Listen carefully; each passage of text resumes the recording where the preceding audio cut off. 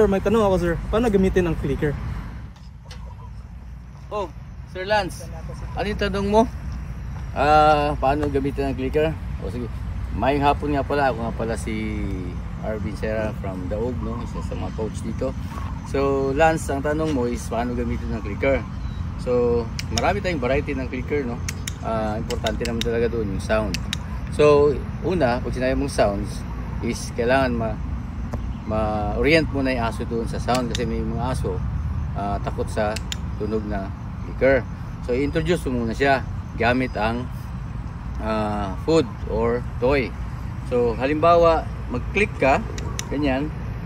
Pag inamoy ito ng aso, click ka, reward ka sa kanan mo. So yun pag-introduce ng clicker. So mamaya i-demo ko sa inyo kung paano. Okay? So click, then reward. Ganun ang paggamit nun. Click, then reward. Para sabihin, isipin ng aso, pag may tumunog, kain. Kung sa quad pa, kada bagting, kaon. So see you later. So, mayong hapon mga kadogi, mga kadaog, no? So na-intro ba tayo sa ating focus and attention. So ngayon ang aso, si Chase, turuan natin mag-touch dito sa ibang tawag dyan. So basta kanong bagay na pwedeng nating ma-kuha sa kanya, ipapak yung paa niya doon. So first, gawin natin ng lowering, no? So ayan. Here, Chase. Sit, Chase.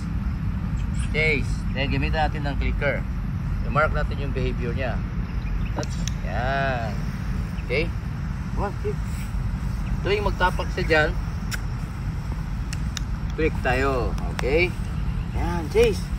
Come on. Good. Yan.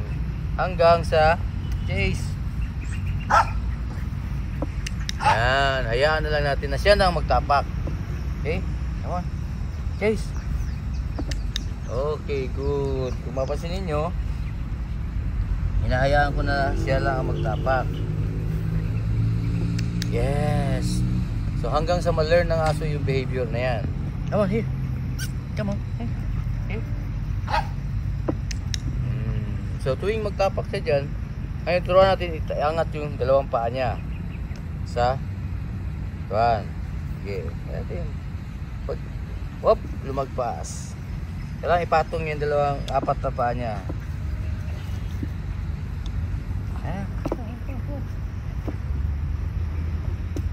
Yes.